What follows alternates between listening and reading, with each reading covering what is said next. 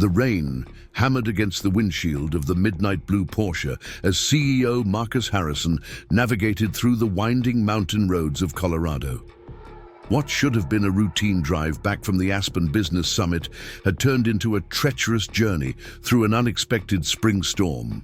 Lightning split the sky, illuminating the dense pine forests that lined the Serpentine Highway, while thunder rolled across the peaks like an angry warning.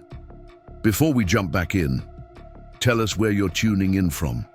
And if this story touches, you make sure you're subscribed, because tomorrow I've saved something extra special for you. Marcus gripped the steering wheel tighter as another flash of lightning revealed something ahead that made his heart skip. A small sedan sat motionless on the shoulder, hazard lights blinking weakly through the downpour. Steam rose from under, the hood like a distress signal, and through the rain-streaked glass, he could make out the silhouette of someone hunched over the steering wheel. His first instinct was to drive past. Marcus Harrison hadn't built Harrison Tech Industries into a billion-dollar empire by stopping for every roadside emergency. Time was money, and his schedule was already packed with back-to-back meetings, starting at dawn. But something about the scene tugged at him. Maybe it was the vulnerability of the stranded vehicle against the raw power of the storm.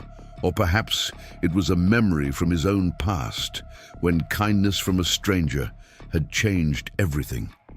Marcus pulled over, the Porsche's tires crunching on the wet gravel. He grabbed his jacket from the passenger seat and stepped into the torrential rain.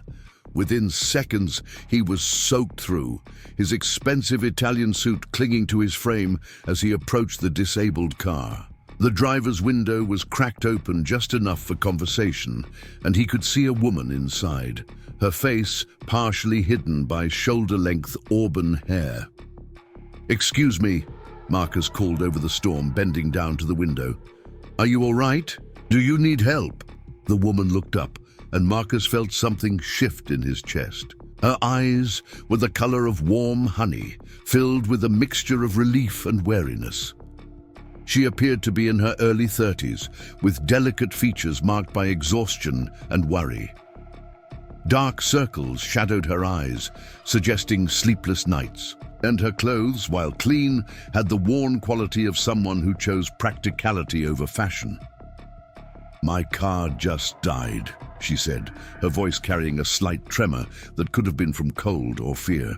"The engine started making this horrible noise, and then steam started pouring out. I don't know anything about cars, and my phone has no signal up here." Marcus nodded, already assessing the situation. "I'm Marcus. What's your name?" "Sarah," she replied, hesitating slightly before adding, "Sarah Chen. I was driving back from Denver when this storm hit. I should have waited it out, but I needed to get home to my..." She paused, glancing toward the back seat where Marcus noticed a small overnight bag and what looked like medical paperwork scattered across the seat. "Let me take a look under the hood," Marcus offered. "I'm not a mechanic, but I might be able to figure out what's wrong." Sarah's relief was palpable as she pulled the hood release. Marcus lifted the hood and immediately saw the problem. A radiator hose had burst, sending coolant spraying across the engine compartment. In this weather, on this remote stretch of highway, the car wasn't going anywhere tonight. He returned to Sarah's window, wiping rain from his face. "Your radiator. Hose is blown. This car won't be running anytime soon, and definitely not in this storm. The nearest town is about 20 miles down the mountain. I can give you a ride." Sarah's eyes widened with a mixture of gratitude and apprehension. Marcus understood her hesitation, a woman alone, stranded at night, being offered help by a complete stranger. In today's world, caution was wisdom. "I know how this looks," Marcus said gently. "A strange man offering a ride in the middle of nowhere. If you'd prefer, I can call for emergency services once we get to an area with cell coverage. But honestly, in this storm, it could be hours before anyone reaches you up here." Something in his tone must have reassured her, because Sarah nodded, slowly. "I don't really have a choice, do I? Just Let me grab my things." As Sarah gathered her belongings from the back seat, Marcus noticed her movements were careful, deliberate. She winced slightly as she reached for her bag, suggesting recent injury or ongoing pain. When she climbed out of the car, he saw she was shorter than he'd expected, maybe 5'4", with a slight build that made her seem almost fragile in the fierce storm. The drive down the mountain was tense, the Porsche's headlights cutting through sheets of rain while the wind howled around them. Sarah sat quietly in the passenger seat, occasionally glancing at Marcus with curious eyes. The luxury of his car wasn't lost on her, nor were the expensive watch on his wrist and the quality of his clothing, despite being rain-soaked. "You don't seem like the type who usually stops for stranded motorists," Sarah observed as they navigated a particularly sharp curve. Marcus considered her words. She was right, of course. The Marcus Harrison of 5 years ago would have driven past without a second thought. Success had insulated him from the struggles of ordinary people, creating a bubble of privilege that rarely allowed for spontaneous acts of kindness. "You're probably right," he admitted, "but sometimes you surprise yourself." They reached the small mountain town of Pinecrest just as the storm began to ease. The main street was lined with modest shops and a single diner that still had its lights on despite the late hour. Marcus pulled up to the town's only motel, a simple 2-story building with a neon sign that flickered Pine Valley Inn in faded blue letters. "This should do for tonight," Marcus said, putting the car in park. "In the morning, you can arrange for a tow truck for your car." Sarah looked at the motel with obvious concern. "I should call about my car insurance first, see what they cover.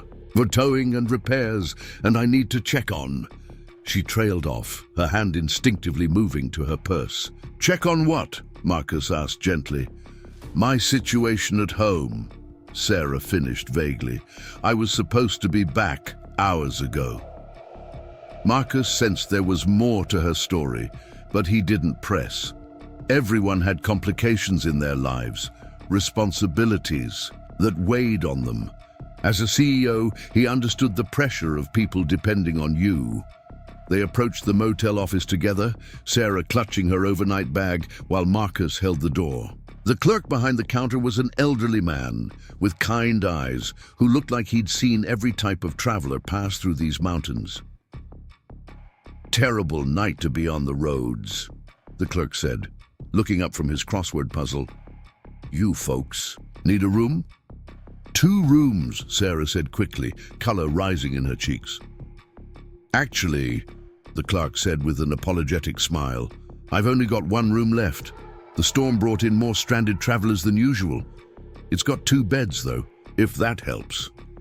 Sarah's discomfort was obvious, but Marcus could see the exhaustion in her eyes. She needed rest, and debating sleeping arrangements in a motel lobby at midnight wasn't going to solve anything. "We'll take it," Marcus said, pulling out his credit card. "And don't worry about payment," he added to Sarah. "Consider it part of the roadside assistance." Sarah opened her mouth to protest, but Marcus held up a hand. "You can argue about it in the morning when you're not dead on your feet." 20 minutes later, they were in the motel room, a clean but dated space with 2 double beds separated by a small nightstand. Sarah had immediately claimed the bed closest to the bathroom, placing her bag on the faded floral comforter with the careful movements of someone managing chronic pain. Marcus had taken off his wet jacket and was hanging it in the small closet when he heard Sarah's sharp intake of breath. He turned to see her digging frantically through her purse, her face pale with panic. "What's wrong?" he asked, stepping closer.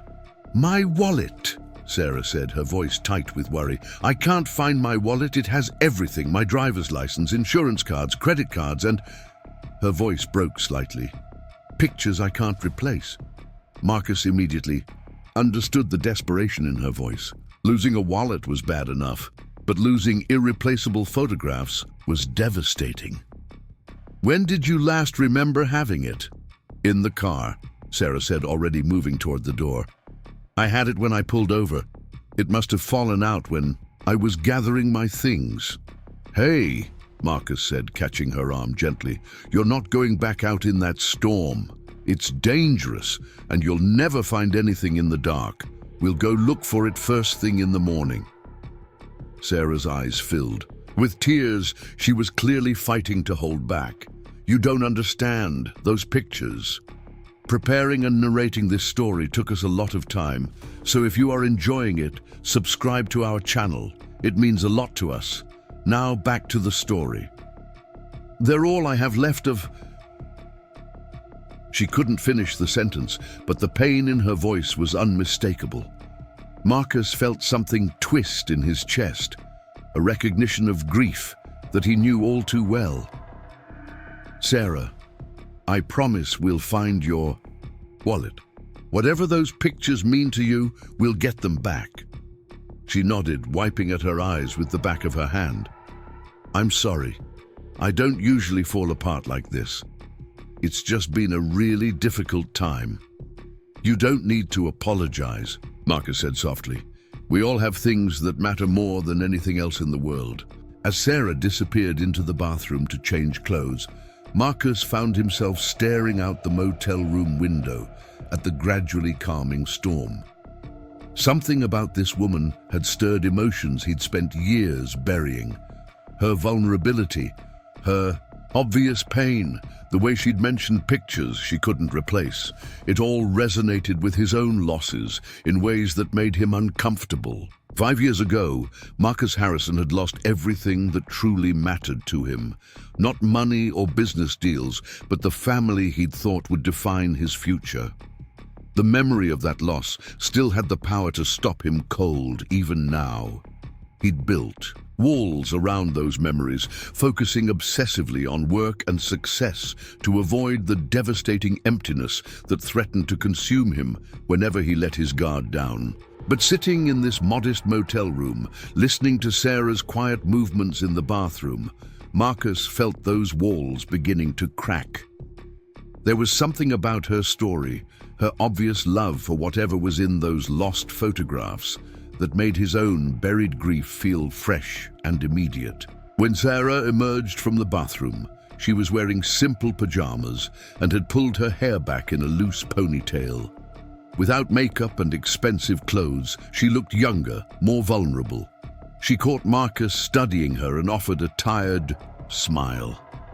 "Thank you," she said quietly, "for stopping, for the ride, for this room. You didn't have to help a complete stranger." "Maybe I needed to help someone," Marcus replied, surprising himself with the honesty of the statement. Sarah tilted her head, studying him with those honey-colored eyes. "You seem like someone who's carrying something heavy, too." The observation was too accurate for comfort. Marcus had perfected the art of appearing successful and untroubled, but apparently his mask wasn't as impenetrable as he'd thought. "We should get some sleep," he said, deflecting the conversation. "Tomorrow's going to be a long day." And as Marcus settled into his bed, still wearing his dress shirt and pants since he had no other clothes, he listened to Sarah's quiet breathing from the other bed. The storm had finally passed, leaving behind the gentle sound of water dripping from the eaves and the distant rumble of thunder moving across the mountains. But sleep eluded him. His mind kept returning to the desperation in Sarah's voice when she discovered her missing wallet, the way she'd almost said something about the pictures being all she had left of someone. There was a story there, a tragedy that paralleled his own in ways he wasn't ready to examine. Marcus had spent 5 years convincing himself that some losses were too devastating to survive, that the only way forward was to lock away the past and focus on building something new. But lying in this simple motel room, listening to a stranger's quiet grief, he began to wonder if he'd been wrong about that. Maybe healing wasn't about forgetting. Maybe it was about finding the courage to remember without being destroyed by the memories. The next morning dawned clear and bright, the storm's fury replaced by crisp mountain air and brilliant sunshine. Marcus woke to find Sarah already dressed and sitting by the window, staring out at the parking lot with obvious anxiety. "Ready to go find your wallet?" he asked, sitting up and running a hand through his hair. Sarah turned to him with grateful eyes. "I've been ready since 5 a.m. I couldn't sleep." They drove back up the mountain road in Marcus's Porsche, the damage from the storm visible in the bright daylight. Fallen branches littered the asphalt, and small rock slides had left debris scattered across the shoulder. When they reached Sarah's abandoned car, it looked even more forlorn in the morning sun. Steam no longer rising from the engine, but the burst radiator hose clearly visible under the raised hood. Sarah immediately began searching around the car, looking under seats and checking every crevice where a wallet might have fallen.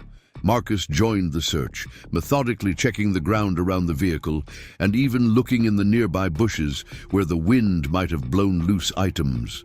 "Found it!" Marcus called out, spotting the black leather wallet partially hidden under the car's front bumper. He retrieved it carefully, noting that it was damp but intact.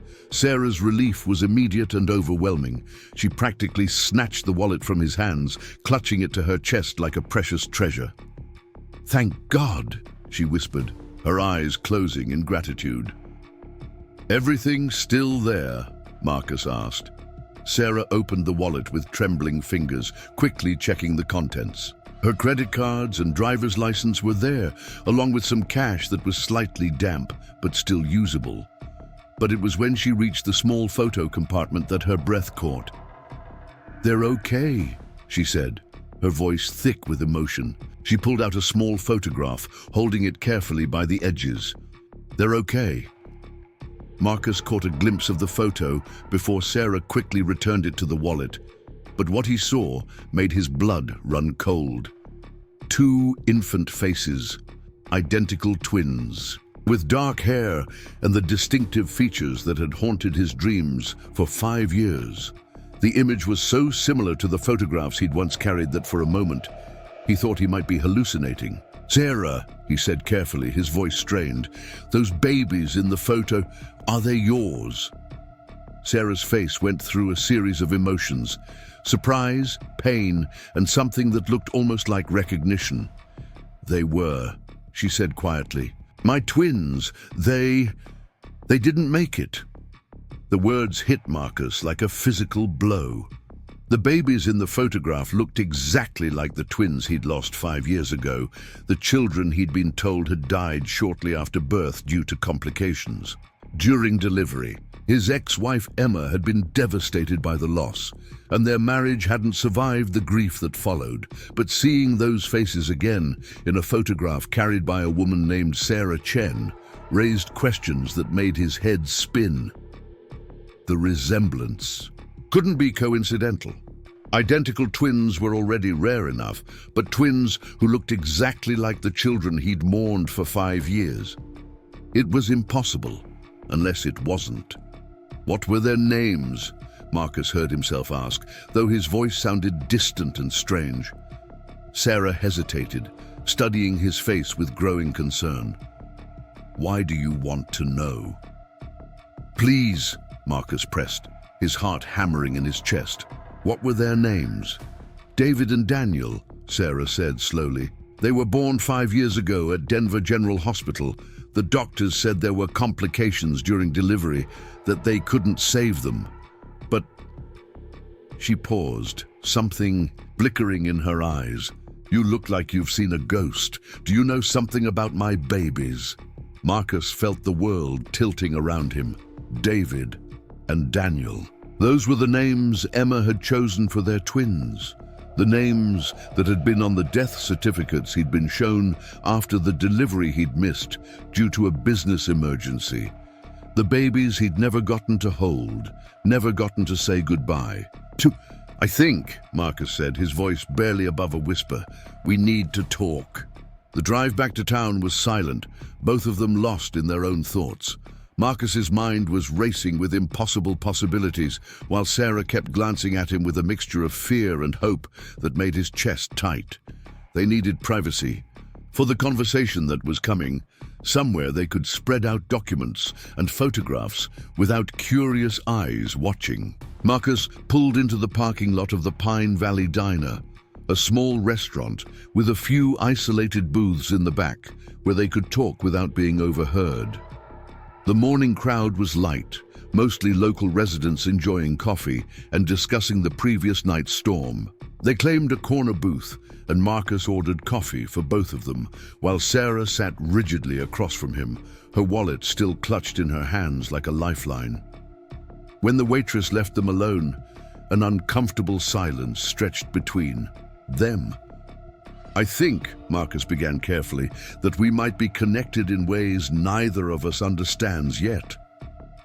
Sarah's knuckles were white where she gripped her wallet. "Connected how?" Marcus pulled out his phone and scrolled through his photos until he found the folder he rarely opened anymore, the digital copies of the photographs Emma had taken during her pregnancy, including the ultrasound images that showed two perfect babies growing side by side. "5 years ago," Marcus said, turning his phone toward Sarah, "my wife Emma was pregnant with twins. She was supposed to deliver at Denver General Hospital, but I was out of town on business when she went into labor. Early. By the time I got there, the doctors told me both babies had died due to complications during delivery." Sarah stared at the ultrasound image on his phone, her face growing pale. "That's impossible. My babies." "What was your maiden name?" Marcus asked suddenly. "Thompson," Sarah replied automatically. "Sarah Thompson, but I changed it to Chen when I—" She stopped, her eyes widening as she made a connection. "When I married my husband." Marcus felt pieces of a puzzle clicking into place, though. The picture they formed was too horrible to contemplate. "Sarah, I need you to think carefully. At the hospital, when you delivered your twins, what exactly did the doctors tell you?" Sarah's hands began to shake. "There were complications. Emergency surgery. They said the babies couldn't survive, that they'd done everything possible. But I never got to hold them, never got to see them properly. The nurse just brought me this one photograph and said," her voice broke, "said it was all they could." "Give me." Marcus leaned forward, his voice urgent. "Who was your doctor? Who delivered your babies?" "Dr. Richardson," Sarah said immediately. "Dr. James Richardson. He was supposed to be one of the best in the state." The name sent a chill down Marcus's spine. Dr. Richardson had been Emma's doctor too, the one who delivered the news of their children's deaths with practiced sympathy and clinical detachment. The coincidence was too great to ignore. "Sarah," Marcus said gently, "I think our babies might be the same children."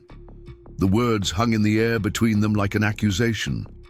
Sarah stared at him with wide eyes, her breath coming in short gasps.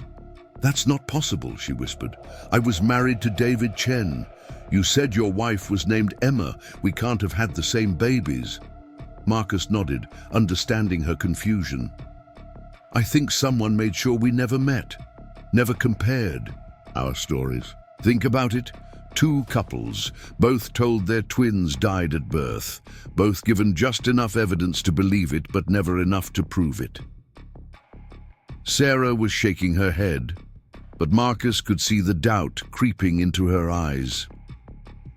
"Why would anyone do that? What would be the point?" "I don't know yet," Marcus admitted, "but I intend to find out." Sarah pulled the photograph from her wallet again, staring at the 2 tiny faces with new eyes. "If you're right, if these are your babies too, then where are they now? Are they alive?" The question that had been burning in Marcus's chest finally found voice. "I think they might be, and I think someone went to great lengths to make sure we never found out." Sarah's face crumpled as the implications hit her. 5 years. 5 years I've been grieving children who might be alive. Somewhere. Marcus reached across the table and gently covered her hand with his. "We're going to find the truth, Sarah. Whatever it takes, however long it takes, we're going to find out what happened to our children." The determination in his voice seemed to steady her. Sarah looked up at him with eyes that held the first spark of hope he'd seen since meeting her. "Where do we start?" she asked. Marcus was already formulating a plan, his business mind shifting into the strategic thinking that had made him successful. "We start with Dr. Richardson, and then we tear apart every document, every record, every lie that's kept us from our children." For the first time in 5 years, Marcus Harrison had a purpose that went beyond profit margins and quarterly reports. He had a reason to fight that touched the deepest part of his soul. Somewhere out there, 2 children who should have been his were living lives he'd been denied, and he was going to move heaven and earth to bring them home. The investigation would require resources, connections, and a level of determination that most people couldn't sustain. Fortunately, Marcus Harrison wasn't most people. He was a man who'd built an empire from nothing, and now he was going to use every tool at his disposal to uncover the truth. But first, he needed to know everything about Sarah Chen, the woman who might be the key to finding his lost children. Her story would either confirm his suspicions or destroy the fragile hope that had begun growing in his chest. Either way, there was no turning back now. Sarah stared at the photograph in her trembling hands, seeing the faces of her lost children with new eyes. The conversation with Marcus had turned her world upside down, challenging everything she'd believed about the most devastating event of her life. "Tell me about your pregnancy," Marcus said gently, his voice carrying an urgency that made Sarah's heart race. "Everything you remember about the delivery, the hospital, the people involved." Sarah took a shaky breath, forcing herself to revisit memories she'd spent 5 years trying to forget. "I was 34 weeks when I went into labor, earlier than expected, but the doctors said that was normal with twins. David, my husband, was deployed overseas with the army. He couldn't get leave in time." Marcus nodded, encouraging her to continue. His own story was remarkably similar, a spouse absent during the most critical moment, leaving room for deception that might not have been possible otherwise. "The labor was difficult," Sarah continued, her voice growing stronger as she spoke. "Dr. Richardson said there were complications, that he needed to perform an emergency cesarean. I was terrified, alone, and in pain. They gave me medication that made everything fuzzy." "What do you remember after the surgery?" Sarah closed her eyes, forcing herself back to that sterile hospital room where her world had collapsed. "I woke up hours later. Dr. Richardson was there with a nurse I'd never seen before. They told me the babies hadn't survived, that there had been complications they couldn't overcome.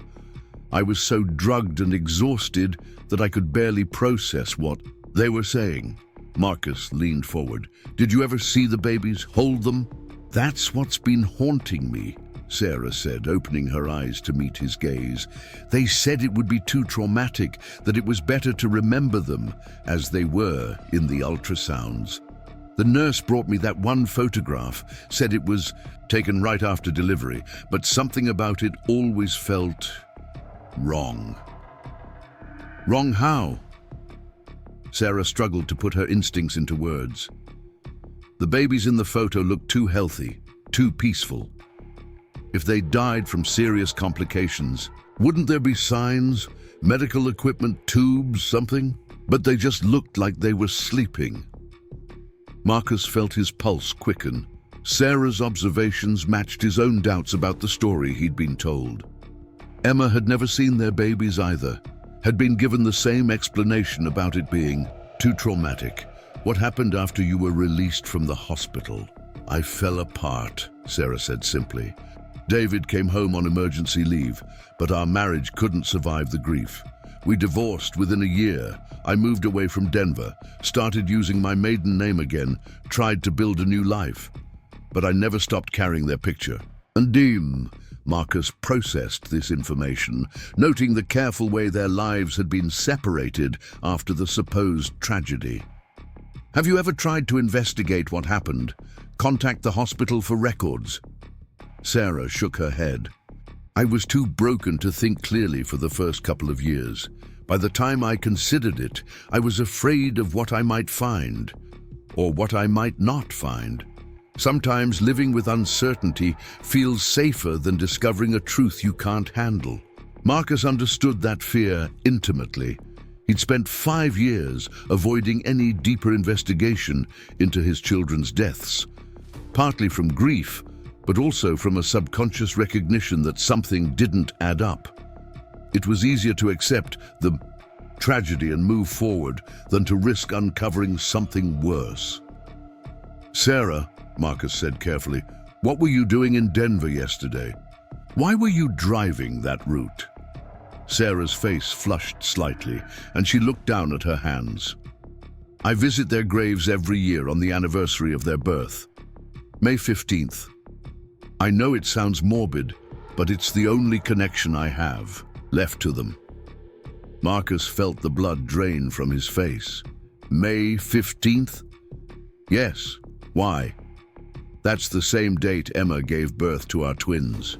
The coincidence was too precise to ignore. 2 women, both delivering twins on the same date at the same hospital with the same doctor, both told their children had died, both kept separate by circumstances that prevented them from comparing their experiences.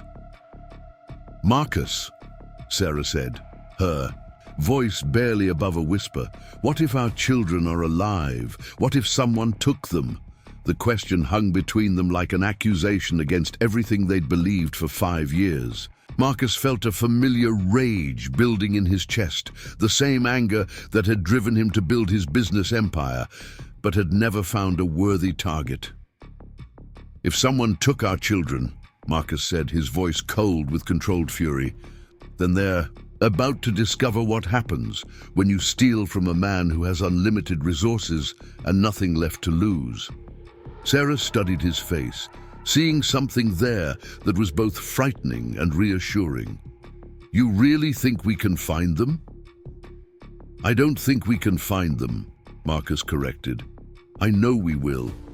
But Sarah, you need to understand what this means. If we're right, if our children are alive, then someone orchestrated an elaborate deception that destroyed our families and stole 5 years of our children's lives. Finding them is only the beginning. Getting them back might require us to destroy the people responsible." Sarah met his gaze steadily. "Then that's what we do." Marcus pulled out his phone and began making calls. His first was to his head of security, a former FBI agent named Robert Kane, who specialized in corporate investigations but had connections throughout law enforcement. "Kane, I need you to drop everything and focus on a personal matter," Marcus said when the call connected. "I'm sending you information about a potential conspiracy involving child theft and falsified medical records. I want everything you can. Find on Dr. James Richardson at Denver General Hospital, going back at least 6 years."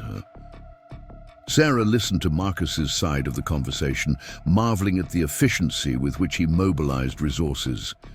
This was a man accustomed to getting results, to cutting through bureaucracy and obstacles that would stop ordinary people. Marcus's second call was to his attorney, Alexandra Winters, who specialized in family law and civil litigation. "Alexandra, I need you to prepare for what might be the most complex case of your career. Potential child trafficking, fraudulent, medical records, conspiracy charges that could reach into multiple states." By the time Marcus finished his calls, Sarah felt overwhelmed by the machinery he'd set in motion. "Is this what it's like being wealthy?" she asked. "Just making phone calls and having people solve your problems?" Marcus considered her question seriously. "Money doesn't solve problems, but it does remove barriers. It buys access, expertise, and speed. Right now, those things might be the difference between finding our children and losing them forever." Sarah nodded, accepting the reality of their situation. "What can I do? I don't have resources like yours, but I want to help. You can start by telling me everything you remember about the hospital, the staff, anyone who had contact with you during your stay. Names, faces, conversations, even details that seem unimportant might be crucial." For the next hour, Sarah walked Marcus through every memory she could retrieve from those traumatic days. The nurse who'd brought her the photograph, tall, blonde, with kind eyes but nervous hands. The social worker who'd helped with paperwork, efficient but oddly evasive when Sarah asked questions about seeing her babies. The hospital administrator who'd processed the death certificates with unusual speed. Marcus took notes on everything, building a list of people his investigators would need to track down and interview. With each detail Sarah provided, the pattern became clearer. Too many people had been involved in keeping her away from her children. Too many small deceptions that added up to a massive conspiracy. "There's something else," Sarah said as they prepared to leave the diner. "Something I probably should have mentioned earlier." Marcus looked up from his notes. "What?" "Dr. Richardson's nurse, the one who brought me the photograph. She said something that didn't make sense at the time. She told me the babies would have beautiful lives, that I should find comfort in knowing they were at peace. But the way she said it..." Sarah paused, trying to capture the memory precisely. It sounded like she was talking about the future, not the past. Like they were going somewhere, not like they were gone. Marcus felt his heart rate spike. "You think she was telling you they'd been placed for adoption?" "I think she was telling me they were alive," Sarah said firmly. "And I think she felt guilty about whatever was happening." Marcus made another note, this one marked with multiple asterisks. If the nurse had shown signs of guilt or knowledge about the children's true fate, she might be willing to talk now, especially if she'd been carrying the weight of the deception for 5 years. As they left the diner and walked toward Marcus's car, Sarah felt a strange mixture of hope and terror. For 5 years, she'd grieved her lost children while trying to build a new life around that loss. Now, with the possibility that they might be alive, she had to prepare for the chance that everything could change again. "Marcus," she said as they reached the Porsche, "what if we find them and they don't know us? What if they've been raised by other people and think those people are their real parents?" Marcus paused with his hand on the car door. It was a question he'd been avoiding, but one that would have to be faced. "Then we'll deal with that when the time comes. Right now, our only job is to find them and make sure they're safe." Sarah nodded, but Marcus could see the fear in her eyes. They were both about to embark on a journey that could end in either the greatest joy or the most devastating heartbreak imaginable. There was no way to know which until they'd followed the investigation to its conclusion. But as Marcus started the car and they began the drive back toward Denver, he felt a sense of purpose he hadn't experienced in years. For the first time since losing his children, he had a mission that mattered more than profit or success. He was going to find David and Daniel, no matter what it cost or who he had to destroy in the process. And the woman sitting beside him, this stranger who'd become the most important person in his world overnight, was going to help him bring their children home. The investigation was just beginning, but Marcus Harrison had never failed at anything he'd truly committed to achieving. He wasn't about to start now. The Harrison Tech Industries building dominated the Denver skyline like a steel and glass monument to ambition. Marcus had never felt the weight of his corporate empire more acutely than he did now, walking through the marble lobby with Sarah beside him.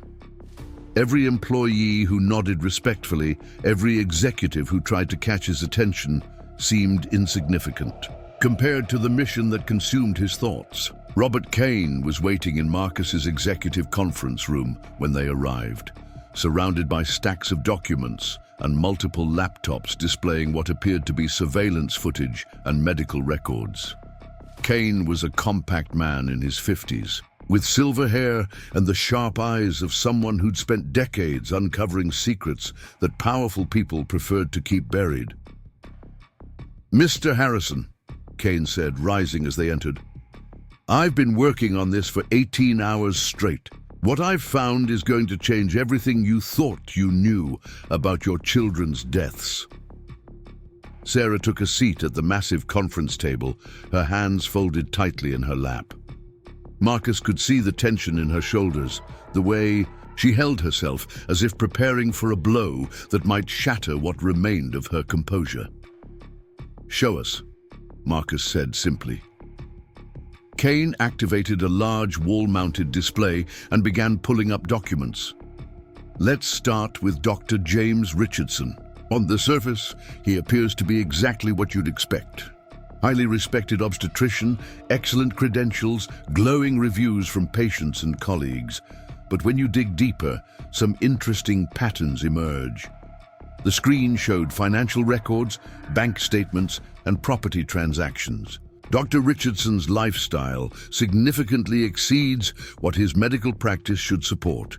Multiple properties, expensive cars, a yacht, and private school tuition for his children that totals more than his declared annual income." Marcus leaned forward, studying the numbers. "Where's the additional money coming from?" "That's where it gets interesting," Kane replied, switching to another set of documents.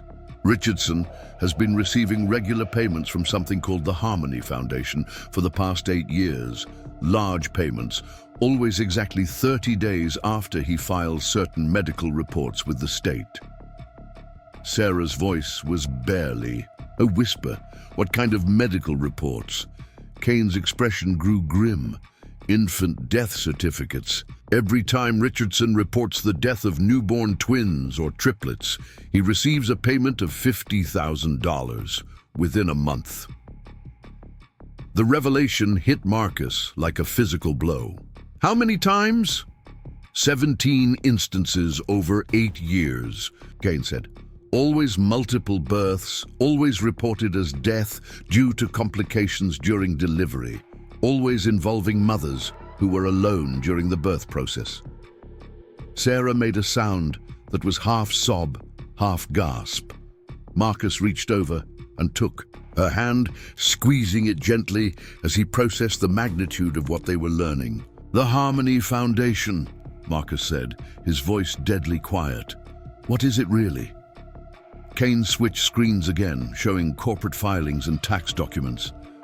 "Officially, it's a non-profit organization dedicated to finding homes for children with special medical needs. Their literature talks about providing loving families for babies who might otherwise struggle to find adoption placements. And unofficially, they appear to be operating a sophisticated baby trafficking ring, targeting multiple births from mothers who lack strong support systems. Single mothers, military wives with deployed husbands, women estranged from their families. People who wouldn't have advocates asking difficult questions." Marcus felt rage building in his chest, a cold fury that threatened to overwhelm his ability to think clearly. "They steal healthy babies and sell them to wealthy couples who can't conceive. That's my working theory," Kane confirmed. "The Harmony Foundation has facilitated over 300 adoptions in the past decade, with adoption fees ranging from $200,000 to $500,000 per child. Multiple births command premium prices." Sarah was staring at the screen with a mixture of horror and desperate hope. If they were selling babies, that means David and Daniel might still be alive. They might be with some family who thinks they adopted them legally. Kane nodded carefully. "It's possible, but Ms. Chen, you need to understand that even if your children are alive, they've been living with other people for 5 years, people who may genuinely love them and have no idea they were obtained through illegal means." Marcus stood up abruptly, pacing to the window that offered a panoramic view of Denver. "Who runs the Harmony Foundation? Who's at the top of this operation?" "That's where things get complicated," Kane said, pulling up another document. The foundation is owned by a shell company, which is owned by another shell company, and so on. But I've traced the ownership structure back to its source. Marcus turned around, sensing that whatever Kane was about to reveal would be significant. The ultimate owner of the Harmony Foundation is Victoria Harrison. The name hit Marcus like a sledgehammer. Sarah looked confused, but Marcus felt the world tilt around him as the implications became clear. Victoria Harrison, Marcus repeated, slowly. My ex-wife Emma's maiden name was Victoria Harrison. Kane nodded grimly. Your ex-wife didn't just lose your children, Mr. Harrison. She orchestrated their theft. Marcus sank into his chair, his mind reeling. Emma, the woman he'd comforted through their shared grief, the woman whose tears he'd dried as they mourned their lost babies together, had been the architect of the entire deception. That's impossible, Sarah said, looking between Marcus and Kane. Why would a mother steal her own children? Kane pulled up another set of documents because she wasn't just stealing your children. She was stealing them for someone specific, someone who was willing to pay an extraordinary amount of money for healthy twin boys with specific genetic characteristics. The screen now showed adoption records, heavily redacted, but with enough information visible to paint a disturbing picture. David and Daniel Harrison Chen were placed with a family in Switzerland 6 months after their supposed deaths. The adoption fee was $1.2 million. Marcus felt like he couldn't breathe. Switzerland? They've been in Switzerland this whole time? The adoptive family is named Rothenberg, Heinrich and Greta Rothenberg. He's a pharmaceutical executive. She's a former pediatric nurse. No criminal history, substantial wealth, and they've been trying to have children for over a decade. Sarah was shaking her head in disbelief. So our babies are alive, living with strangers in Switzerland, while we've been grieving them for 5 years? It appears so, Kane confirmed. And based on the financial records I've uncovered, Emma Harrison has been receiving annual payments from the Rothenbergs as part of an ongoing agreement. $25,000 every year on the boy's birthday. Marcus stood up again, his hands clenched into fists. She's been getting paid every year to keep them from us. Getting paid on their birthday while I sent flowers to empty graves. The room fell silent as the full scope of the betrayal sank in. Emma hadn't just stolen their children. She'd created an elaborate fiction that allowed her to profit from their suffering while maintaining the appearance of being a fellow victim. Kane cleared his throat. There's more, Ms. Chen. Your divorce from David Chen wasn't as straightforward as you might remember. Sarah looked up sharply. What do you mean? Your husband received communications while he was deployed, messages that suggested you'd been having an affair and that the twins might not have been his biological children. The messages appeared to come from friends and family, but they were actually sent by associates of the Harmony Foundation. Sarah's face went white. They destroyed my marriage to isolate me. Isolation makes theft easier, Kane said simply. Single mothers with no support system are ideal targets because no one advocates for them when things go wrong. Marcus walked back to the window, staring out at the city below. Somewhere in Switzerland, 2 5-year-old boys were living lives that should have been spent with their real parents. They probably spoke German, attended Swiss schools, thought of Heinrich and Greta Rothenberg as their parents. What's our legal standing? Marcus asked. Can we get them back? Kane exchanged glances with Alexandra Winters, who had been quietly taking notes throughout the presentation. Alexandra stood up, her expression professional but sympathetic. Legally, this is extremely complex, Alexandra said. The boys were illegally taken, but they've been living with the Rothenbergs for 5 years under what the Rothenbergs likely believe was a legitimate adoption. Switzerland has strict laws protecting established family relationships.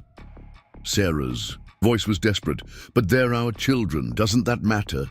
Of course it matters, Alexandra replied.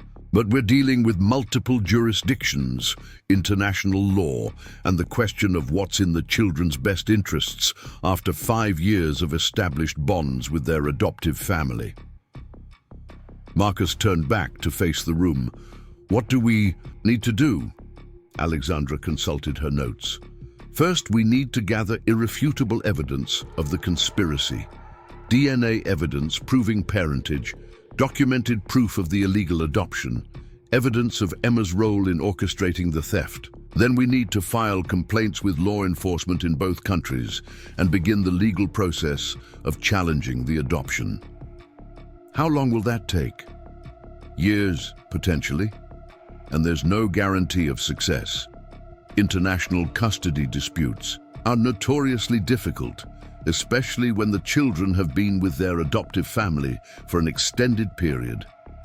Sarah stood up abruptly, her chair scraping against the floor. Years? Our children have already lost 5 years with us. How many more are we supposed to sacrifice to legal procedures?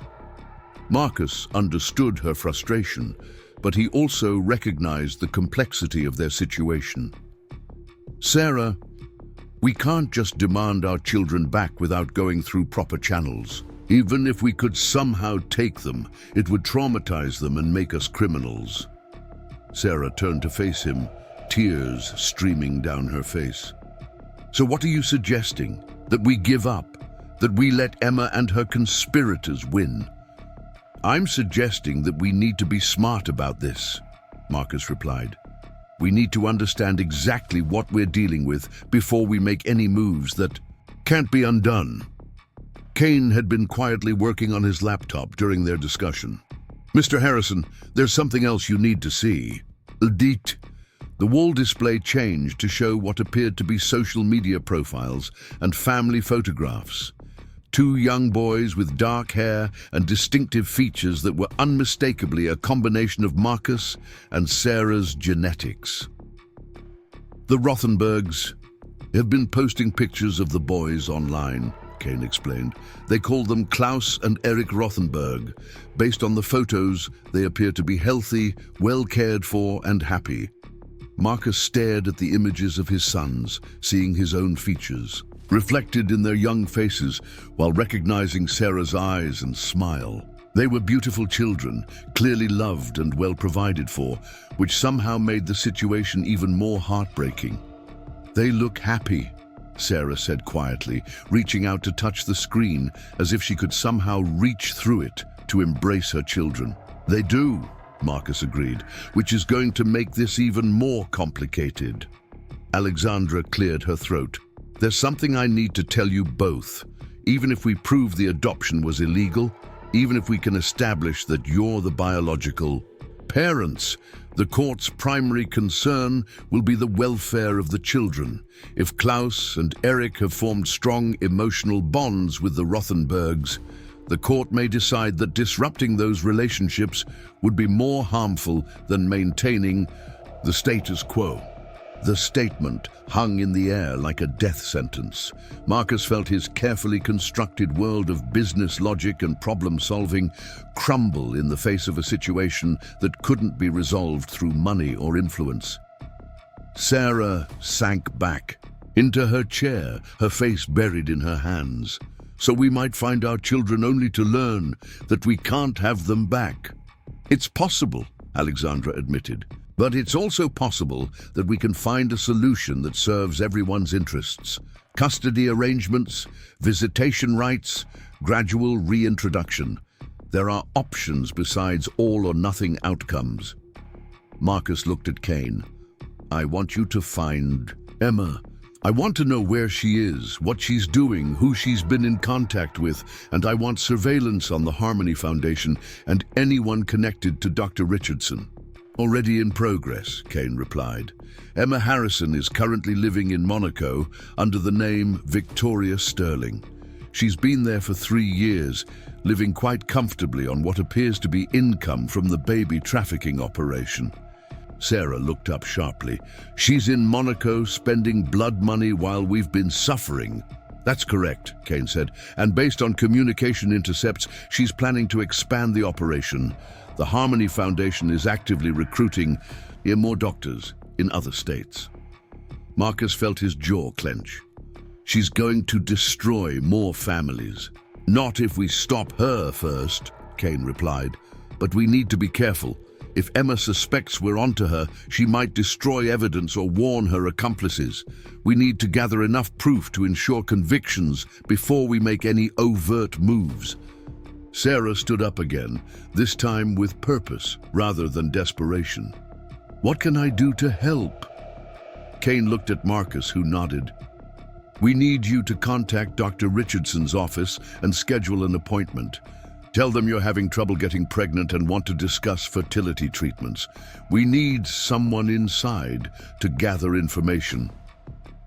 You want me to go back to the man who stole my children and pretend I need his help having more children? Marcus could see the horror in Sarah's eyes, but he also saw her determination. I know how difficult this would be, but you're the only one who can do it. Richardson knows my face from Emma's medical records, and I'm too recognizable anyway. But you could get close to him, maybe even get access to his records. Sarah was quiet for a long moment, considering the implications. If I do this, if I help you gather evidence against them, what happens to Klaus and Eric? We find a way to bring them home, Marcus said firmly. All of us together. We figure out how to reunite our family without destroying the lives they've built with the Rothenbergs. Sarah looked at the photos of her children still displayed on the screen. How do we even begin to approach something like that? Alexandra spoke up. One step at a time. First, we prove the crimes were committed. Then we approach the Rothenbergs directly before involving the courts. They're victims too, in a way.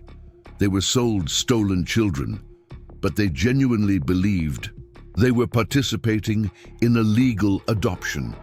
Marcus nodded. If we can convince them that Klaus and Eric were stolen, they might be willing to work with us on a solution that protects the children while acknowledging the truth. Kane began shutting down his computers. I'll continue gathering evidence on the Harmony Foundation's operations. Sarah, if you're willing to approach Dr. Richardson, I'll help you prepare. We'll need you to wear recording equipment and ask very specific questions. Sarah took a deep breath. When do we start? Tomorrow, Marcus said. But Sarah, you need to understand the risks. If Richardson suspects you know the truth, you could be in danger. These people have committed serious crimes and have millions of dollars at stake. Sarah met his gaze steadily. Marcus, 5 years ago, someone stole my children and convinced me they were dead. I've spent every day since then living with grief that nearly destroyed me. If there's a chance to get them back, I'll take any risk necessary. Marcus felt a surge of admiration for this woman who'd been thrust into his life by circumstance, but had become his partner in the most important mission either of them would ever undertake. As they prepared to leave the conference room, Marcus made one more call. I want a team assembled, he told his assistant. Legal, investigative, and security. Whatever resources we need to pursue this matter to its conclusion. Sarah walked beside him toward the elevator, and Marcus could see her mind working through the challenges ahead.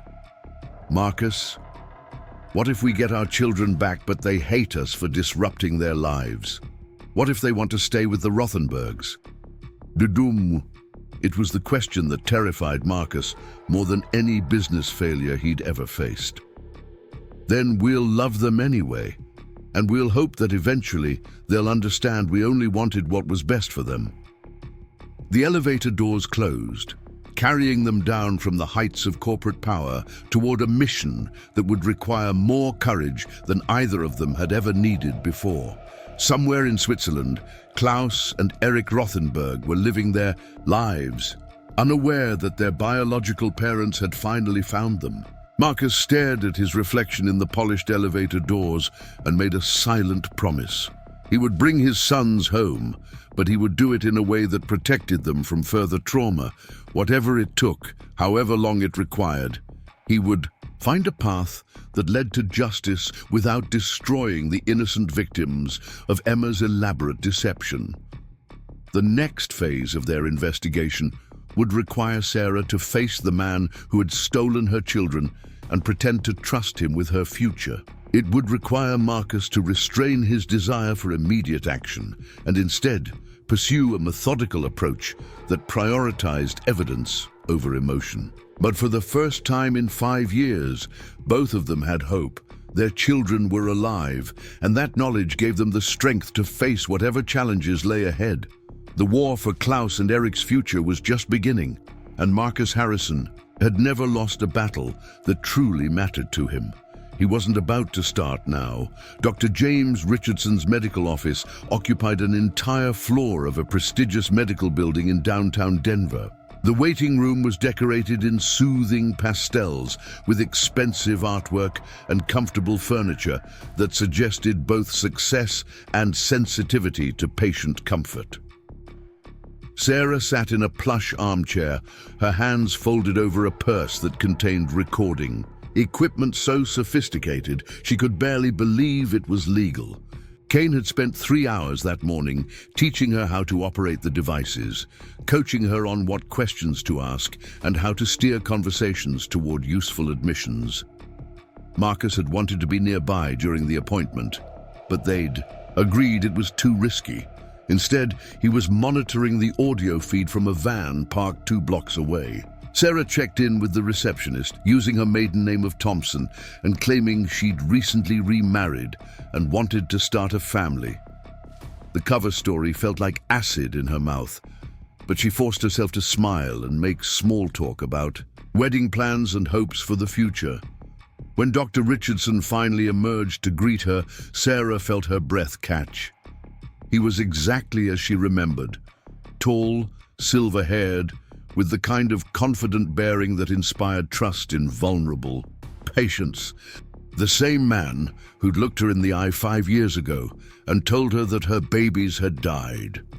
"Ms. Thompson," Dr. Richardson said warmly, extending his hand. "Congratulations on your recent marriage. I understand you're interested in discussing family planning options." Sarah shook his hand, fighting the urge to recoil from his touch. "Yes, my husband and I are very eager to start a family. We'd like to have twins, if possible." Dr. Richardson's smile never wavered, but Sarah thought she caught a flicker of something in his eyes. "Twins are certainly a blessing, though of course we can't guarantee multiple births through natural conception. Have you and your husband considered fertility treatments?" As he led her toward his office, Sarah studied his movements, his expression, looking for any sign that he might recognize her. 5 years had changed her appearance somewhat, and her hair was different, but she worried that some detail might trigger his memory. Dr. Richardson's office was even more impressive than the waiting room, with medical diplomas covering one wall and family photos scattered across his desk. Sarah noticed pictures of what appeared to be his own children, healthy and smiling, apparently raised with the money he'd earned from stealing other people's babies. "Now then," Dr. Richardson said, settling behind his desk, "tell me about your medical history. Any previous pregnancies, complications, family history of multiple births?" Sarah had rehearsed this moment, but sitting across from the man who'd orchestrated her family's destruction made it difficult to maintain her composure. "I was pregnant once before, about 5 years ago. Twins, actually, but I lost them during delivery." Dr. Richardson's expression shifted slightly, becoming more attentive. "I'm very sorry for your loss. That must have been devastating. Do you remember which hospital handled your delivery?" "Denver General," Sarah said, watching his face carefully. "The doctor said there were complications, that nothing could be done to save them." Dr. Richardson was quiet for a moment, and Sarah could see him processing this information. Denver General has an excellent reputation. I'm sure they did everything possible. Do you recall the name of your attending physician? Sarah took a breath, knowing this was the crucial moment. I believe it was Dr. Richardson. James Richardson. Do you know him? The silence that followed stretched just a beat too long. Dr. Richardson's smile became slightly forced, and Sarah saw his hand move almost imperceptibly toward a button on his desk. I am Dr. James Richardson, he said carefully, and I think there may be some confusion here, Ms. Thompson. I would certainly remember delivering twins that we lost during birth. Sarah felt her heart hammering, but she pressed forward. Perhaps you knew me by a different name. I was Sarah Chen then, married to a military officer who was deployed overseas. Dr. Richardson's face went completely blank for a moment before his professional mask slipped back into place. Ms. Chen. Yes, I remember now. A very difficult case. But I'm confused about why you're here under a false name. Sarah realized. She'd been discovered, but Kane had prepared her for this possibility. I remarried and took my husband's name. I used my maiden name, Thompson, for the appointment because I wasn't sure if there might be legal issues related to my previous pregnancy. Dr. Richardson leaned back in his chair, studying her with new intensity. Legal issues? What sort of legal issues? Sarah took a deep breath, knowing she was about to cross a line from which there would be no return. Dr. Richardson, I need to know what really happened to my babies. I've been having dreams, memories that don't match what I was told. I need to understand the truth. Dr. Richardson's demeanor changed completely. The warm, sympathetic physician disappeared, replaced by someone calculating and cold. Ms. Chen, I think you may be experiencing some delayed grief reactions. It's not uncommon for mothers who've lost children to develop elaborate fantasies about their survival. They're not fantasies, Sarah said firmly. I've been investigating what happened that night. The Harmony Foundation, the payments, the other mothers who lost children under similar circumstances. Dr. Richardson stood up abruptly, moving toward the door. I think this appointment is over. I'm going to recommend that you seek counseling to help process your grief in a healthier way. Sarah rose as well, knowing she had only moments before he called security. I know about Klaus and Eric Rothenberg. I know about the money you've been receiving from the Harmony Foundation. I know my children are alive. Dr. Richardson stopped, with his hand on the door handle. When he turned back to face her, his expression was one of barely controlled panic. You have no idea what you're talking about, he said, but his voice lacked conviction. And you have no idea how dangerous it is to make accusations like that. Sarah felt a chill at the implied threat, but she also recognized that his panic meant she was right. Dr. Richardson, I just want my children back. I don't want to destroy your life or your practice. I just want to know where they are. Dr. Richardson looked at her for a long moment, and Sarah could see him weighing his options. Even if what you're suggesting were true, which it isn't, those children have been gone for 5 years. They have lives, families who love them. Disrupting. That would be cruel to everyone involved. Including you, Sarah asked. How much are you paid to keep quiet about where they went? Dr. Richardson's face flushed with anger. Get out of my office now. And if you continue to harass me with these delusional accusations, I'll have you arrested for stalking and defamation. Sarah moved toward the door but paused before leaving. Dr. Richardson, I'm not the only one looking for answers. My children's father is also involved now, and he has resources you can't imagine. This isn't going away. She left the office quickly, her heart pounding as she walked through the reception area and into the hallway. Behind her, she could hear Dr. Richardson's raised voice as he spoke to someone on the phone, though she couldn't make out the words. Marcus was waiting for her in the lobby of the building, his face tight with concern. Are you all right? It sounded like things got tense. "He knows," Sarah said simply. "He remembers me and he knows we're onto him. And Marcus, he threatened me. He said continuing this investigation would be dangerous." Marcus felt his jaw clench as protective instincts. He didn't know he possessed surged through him. "He threatened you?" "Not directly, but the implication was clear. These people have a lot to lose if the truth comes out." Marcus guided Sarah toward the exit, his mind already working through the implications of what had happened. Kane recorded everything? Every word. And Marcus? Dr. Richardson didn't deny taking our children. He just said they had new lives that shouldn't be disrupted. As they walked toward Marcus's car, Sarah's phone began ringing. The number was unfamiliar, but she answered anyway. "Ms. Chen." The voice was female, nervous, speaking barely above a whisper. "Yes? My name is Jennifer Walsh. I was Dr. Richardson's nurse 5 years ago. I heard you were asking questions about your babies." Sarah stopped walking, grabbing Marcus's arm. "Where are you calling from?" "I can't talk long. They'll fire me if they know I'm calling you. But I wanted you to know that you're right. Your babies didn't die. Dr. Richardson has been lying to families for years." Sarah felt her knees go. "Weak. Where are they? Where are my children?" "I don't know specifically, but I have records, documents that prove what really happened. Meet me tonight at the Riverside Park Pavilion at 10 o'clock. Come alone, and don't tell anyone else about this call." The line went dead, leaving Sarah staring at her phone in shock. Marcus had heard enough of the conversation to understand its significance. "Sarah, this could be a trap. After your confrontation with Dr. Richardson, they might be trying to lure you somewhere isolated." Sarah looked at him with desperate hope in her eyes. "Or it could be the break we've been waiting for. Someone on the inside who's willing to tell the truth."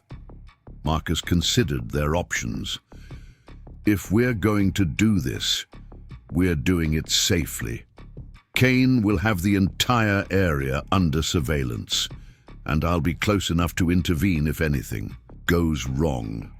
Sarah nodded, though Marcus could see the fear in her eyes. They were moving from investigation into active confrontation with people who had already proven they were willing to commit serious crimes to protect their operation. As they drove toward Marcus's office to plan the evening's operation, Sarah stared out the window at the city where her children had been born and stolen. Somewhere in Switzerland, Klaus and Eric were probably eating dinner with the Rothenbergs, speaking German, living lives that should have been spent with their real parents. But now, for the first time in 5 years, Sarah had hope that the truth was finally going to come to light.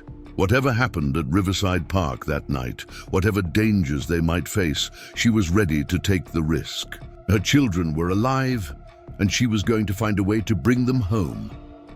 Riverside Park at 10 o'clock at night was a landscape of shadows and uncertainty. The pavilion stood empty under dim streetlights, surrounded by towering oak trees that rustled ominously in the evening breeze. Marcus crouched behind a maintenance building 50 yards away, watching through night vision binoculars as Sarah approached the meeting point alone, just as Jennifer Walsh had requested. Kane and his surveillance team had positioned themselves strategically around the park, invisible to casual observation, but ready to respond if the situation turned dangerous. Marcus wore a communications earpiece that allowed him to monitor all team members while staying in contact with Sarah through the wire she wore beneath her jacket. Sarah's footsteps echoed across the concrete as she reached the pavilion. The park felt abandoned, almost haunted, with only the distant sounds of traffic from the nearby highway breaking the silence. She checked her watch nervously, wondering if Jennifer Walsh would actually appear or if this had indeed been an elaborate trap. At exactly 10:15, a figure emerged from the tree line near the pond. Jennifer Walsh was younger than Sarah, had expected probably in her late 20s, with auburn hair pulled back in a tight ponytail and the nervous energy of someone who'd been carrying a terrible secret for far too long. "Miss Chen," Jennifer called softly as she approached the pavilion. "I'm here," Sarah replied, stepping into the circle of light cast by the overhead fixture. Jennifer looked around nervously before joining Sarah under the pavilion roof. She clutched a manila envelope against her chest like a shield, her eyes darting constantly toward the surrounding darkness. "I shouldn't be doing this," Jennifer said, her voice barely above a whisper. "If Dr. Richardson finds out I'm talking to you, I'll lose everything. My job, my nursing license, maybe worse." Sarah kept her voice gentle and encouraging. "Jennifer, I understand you're taking a huge risk. But if you know something about what happened to my babies, please tell me. I've been living with grief for 5 years, and I just found out they might be alive." Jennifer's face crumpled with emotion. "They are alive. Your boys, David and Daniel. I've carried their memory every single day since that night. What we did to you was monstrous, and I've regretted it every moment since." Sarah felt her knees weaken at the confirmation, even though she'd known it intellectually. Hearing it from someone who'd been there, who'd participated in the deception, made it real in a way that all their investigation hadn't. "Tell me what happened," Sarah said. "Tell me everything." Jennifer opened the envelope with trembling fingers, pulling out medical records, photographs, and what appeared to be correspondence between Dr. Richardson and the Harmony Foundation. "Your delivery went perfectly," Jennifer began. "Both babies were healthy, strong, beautiful, but Dr. Richardson had already made arrangements with the foundation. They'd identified you as an ideal target months before your due date."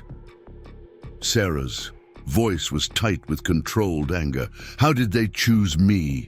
Single mothers with deployed military husbands were considered perfect candidates. No family support, no one to ask difficult questions, emotional vulnerability that made deception easier to maintain. Jennifer's shame was evident in every word.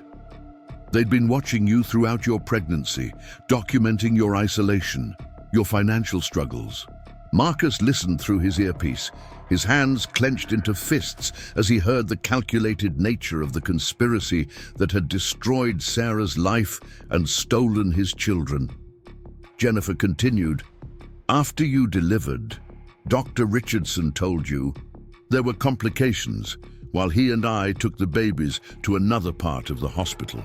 We had professional photographers waiting to take pictures that would be used as proof of their deaths." Sarah stared at the photographs Jennifer handed her. David and Daniel as newborns, healthy and perfect, their eyes closed as if sleeping peacefully. The same photos she'd been given as mementos of her supposedly deceased children. "Where did you take them?" Sarah asked. "There was a team from the Harmony Foundation waiting in a private room. They had all the documentation ready for an immediate transfer. The babies were gone within 2 hours of birth on a private plane to Switzerland, where the adoptive family was waiting." Sarah studied the documents Jennifer provided, seeing official-looking papers with forged signatures and fraudulent medical certifications. The level of organization and preparation was staggering. "The Rothenbergs," Sarah said, "the couple who adopted them. Do they know the truth?" Jennifer shook her head. "They believe they adopted orphaned babies whose birth mother died in childbirth. The foundation created an entire fictional backstory about a young woman who'd chosen them specifically to raise her children." Sarah felt a complex mixture of anger and sympathy. The Rothenbergs were victims too, manipulated into believing they were saving orphaned children when they were actually participating in child theft. "Jennifer," Sarah said carefully, "Dr. Richardson mentioned that continuing this investigation could be dangerous. What did he mean?" Jennifer's face went pale. The Harmony Foundation isn't just about baby trafficking. They're connected to much larger criminal networks. Money laundering, document forgery, corruption at multiple levels of government. The people at the top have killed to protect their operation. Marcus felt his blood run cold as he heard this. Revelation through his earpiece. Sarah was sitting across from someone who was essentially confirming that their investigation had put them in mortal danger. "I have more," Jennifer said, pulling additional documents from the envelope. Records of other families they've destroyed. Financial records showing how the money flows through the organization. Correspondence that proves Dr. Richardson and others knew exactly what they were doing. Sarah accepted the documents, realizing she was holding evidence that could bring down an entire criminal enterprise. "Why are you giving me this? Why now?" Jennifer was quiet for a moment, tears streaming down her face. "Because I became a nurse to help people, and instead I helped destroy families. Because I see the faces of those stolen babies in my nightmares. Because someone needs to pay for what we've done." A twig snapped in the darkness beyond the pavilion, causing both women to freeze. Marcus spoke quietly into his communication device, alerting Kane's team to potential movement in the area. "I need to go," Jennifer said, fear evident in her voice. "Take those documents to the police, to the FBI, to anyone who will listen. But be careful. These people have resources and connections you can't imagine." As Jennifer prepared to leave, Sarah grabbed her arm gently. "One more thing. Do you know how I can contact the Rothenbergs? Do you know anything about how Klaus and Eric are doing?" Jennifer paused, then pulled out her phone and showed Sarah a social media profile. "Greta Rothenberg posts pictures sometimes. The boys are healthy and happy. They speak German primarily, but they're learning English in school. They call themselves Klaus and Eric, but they also respond to their original names when Greta speaks to them privately." Sarah stared at recent photos of her children, now 5 years old, playing in a Swiss garden with the couple who'd raised them. They were beautiful, healthy, obviously loved, and well cared for. "Greta knows," Sarah said, suddenly studying the woman's face in the photos. "She knows they're not orphans." Jennifer nodded reluctantly. Heinrich believes the official story, but Greta suspected from the beginning. She's a former pediatric nurse. She knew healthy newborns don't just appear from tragic circumstances without more documentation. But she wanted children so desperately that she convinced herself not to ask questions. Another sound from the darkness, closer this time. Jennifer immediately began backing away from the pavilion. "I have to leave now," she said urgently. "Don't try to contact me again. Forget you ever met me." Jennifer disappeared into the tree line, leaving Sarah alone under the pavilion with an envelope full of evidence that could change everything. Marcus spoke into his earpiece, instructing his team to let Jennifer leave without interference while maintaining surveillance on Sarah's position. Sarah was walking back toward the parking area when 3 men emerged from behind the restroom building, blocking her path. They were well-dressed, professional-looking, but something about their positioning and body language screamed danger. "Ms. Chen," the lead man said in a calm, almost friendly voice.